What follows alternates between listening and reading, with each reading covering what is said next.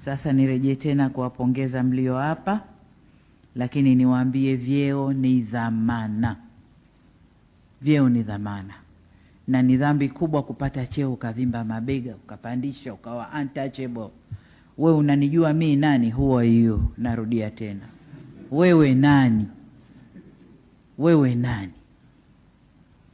Wewe ni kiumbe kama mwingine, ila Mungu ameamua ushike hapo uliposhika, na amekupa hapo ili uwatumikie watu kama ni sadaka yako ukiwa duniani.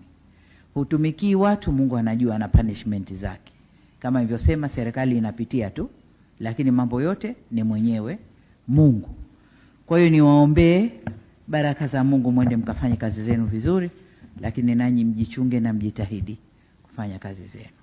Baada ya kusema hayo, asanteni sana sana kwa kunisikiliza na watakia kazi njema. Asante sana. Asante.